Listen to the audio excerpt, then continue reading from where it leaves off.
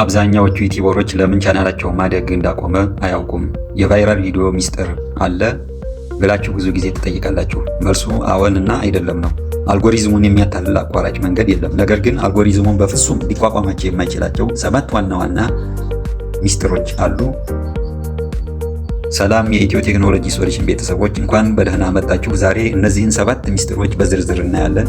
በቪዲዮ ማጠቃለያ ደግሞ እስከ መጨረሻው ለቆያችሁ ተመልካቾቻችን ቻናላችሁን በእጥፍ የሚያሳድግ አንድ ትልቅ ቦነስ ወይም ቲፕ አዘጋጅቻለሁን። እስከ መጨረሻው አብራችሁን ቆዩ። የመጀመሪያ የምናየው የመጀመሪያውን 30 ሰከንድ ወይም ሁክ የሚባለውን ነገር ብዙ ቪዲዮዎችን የሚወድቁት ገና በ30 ሰከንድ ውስጥ ነው። ተመልካቹ በፍጥነት ይህን ቪዲዮ ለእኔ ጠቃሚ ነው ብሎ መወሰን አለበት ማለት ነው። ስለዚህ ከረጅም ሰላምታና አላስፈላጊ ወሬ ይልቅ የሚያስገርም ጥያቄና ወይም የቪዲዮውን ዋና ውጤት መጀመሪያ ላይ ማሳየት መቻል አለባችሁ ማለት ነው። ሁለተኛው ሚስጥር ደግሞ እናስቀምጥላችሁ ቴምኔል ነው፣ እንዲሁም ታይትል ማለት ነው። እነዚህ ሁለቱ መቀናጀት መቻል አለባቸው ማለት ነው።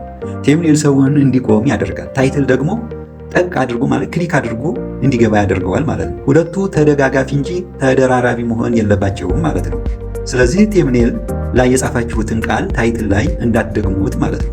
ስለዚህ ይህን ሚስጥር ተጠቀሙ። ሶስተኛውን ሚስጥር የምናየው ደግሞ ኦዲየንስ ሪቴንሽን እና ሾርትስ ነው ማለት ነው። ዩቲዩብ የሚፈልገው ተመልካቾችን ቪዲዮዎቻችሁ ላይ እንዲቆዩ ነው። በቃ በየ1 እና በየ2 ደቂቃው አዲስ መረጃ፣ ምስል ወይም ምሳሌ በመጨመር የተመልካቾችን ትኩረት ማቆየት መቻል አለባችሁ ማለት ነው።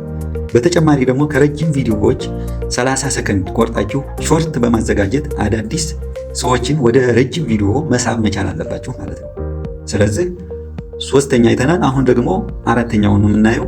እዚህ አራተኛው ላይ ያስቀመጥኩላችሁ በአንድ ዘርፍ ወይም ኒች ላይ ማተኮር መቻል አለባችሁ ማለት ነው። ዛሬ ቴክኖሎጂ ከሰራችሁ ነገ ሙዚቃ፣ ከነገ ወዲያ ደግሞ ስፖርት አታድርጉ ማለት ነው። አልጎሪዝሙ ቻናላችሁን በአንድ ግልጽ ዘርፍ እንዲያውቀውና ለትክክለኛ ተመልካች እንዲያቀርበው መቻል አለባችሁ ማለት ነው። ስለዚህ አንድ ኒች መምረጥ አለባችሁ ማለት ነው። ትክክለኛ የራሳችሁ ኒች ካገኛችሁ በኋላ በዛው ዘርፍ ላይ ማዘጋጀት መቻል አለባችሁ ማለት ነው። አምስተኛው እና ዋነኛው ሚስጥር ደግሞ ትኩስ ዜና፣ ጥራትና በተለይ በቴክኖሎጂ ዘርፍ አዲስ መረጃ እንደወጣ በፍጥነት በሌላውም ዘርፍ በኒቻችሁ ዘርፍ ላይ ያለውን አዲስ የወጣ በፍጥነት ቪዲዮ የሚያዘጋጅ ቻናል ከፍተኛ እድል አለው ማለት ነው።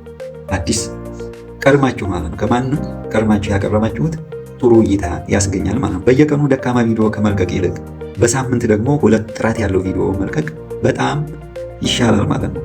ተመልካቾችን ጥያቄ እየጠየቃችሁ ኮሜንት ላይ ማሳተፍ መቻል አለባችሁ ማለት ነው። ስለዚህ ከብዛት ጥራት ወሳኝነት አለው ማለት ነው። ስለዚህ አምስተኛው ሚስጥር ይሄ ነው። ስድስተኛ ሚስጥር ደግሞ ምንድን አላችሁ መሰላችሁ? አናላይቲክስ መፈተሽና እውነተኛ መረጃ ማረጋገጥ መቻል አለባችሁ ማለት ነው። ስለዚህ ኦዲየንስ ሪቴንሽን እና አቬሬጅ ቪው ዱሬሽኑ በየሳምንቱ መገምገም መቻል አለባችሁ ማለት ነው።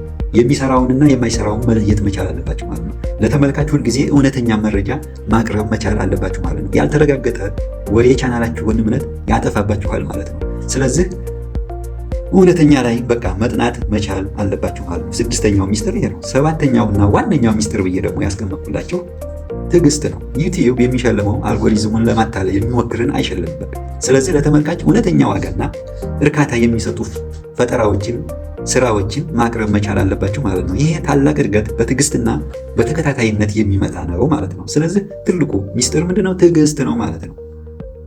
እስካሁን ደግሞ ለቆያችሁ ቦነስ ብዬ ያስቀመጥኩላችሁ ደግሞ እንደ ቲፕ ያስቀመጥኩላችሁ እስከ መጨረሻው ለቆያችሁ ማለት ነው የነገርኳችሁ ቦነስ ቲፕ ይኸውላችሁ። ቪዲዮአችሁን ከለቀቃችሁ በኋላ የመጀመሪያው ኮሜንት ላይ ተመልካቾቻችሁን ወደ ሌላ ተዛማጅ ቪዲዮዎቻችሁ የሚወስዱ ሊንክ አስቀምጡ። በቪዲዮ መጨረሻ ላይ ደግሞ ኢንድ ስክሪን ላይ ማለት መጨረሻ ላይ ምን ታደርጋላችሁ? ያንን ቪዲዮ እንዲያዩት ጠቁሟቸው፣ አመልክቷቸው። ይህ ተመልካችን በቻናላችሁ ላይ የሚቆይበትን ጊዜ ሴንሽን ታይሙን ስለሚጨምር አልጎሪዝሙ ቪዲዮዎቻችሁን ለብዙ ሰዎች እንዲደርስ ያደርጋል ማለት ነው። ስለዚህ ይሄ መጨረሻው ቲፕ ነው፣ ተጠቀሙበት። እነዚህን 7 ስልቶች ከቦነስ ቲፑ ጋር በተከታታይ ከተጠቀማችሁባቸው የቻናላችሁን እድገት በግልጽ ማየት ትጀምራላችሁ ማለት ነው። ይህ ቪዲዮ ከጠቀማችሁ ላይክ እና ሼር አድርጉ። አዲስ የቴክኖሎጂ መረጃዎች እንዳያመልጣችሁ ኢትዮ ቴክኖሎጂ ሶሉሽንን ሰብስክራይብ ማድረግ እንዳትረሱ። በቀጣይ ቪዲዮ ደግሞ በ2026 ቻናልን በፍጥነት ለማሳደግ የሚረዱ የኤአይ መሳሪያዎችንም ይዤላችሁ ስለምቀርብ እስከዚያው ሰላም ሁኑ።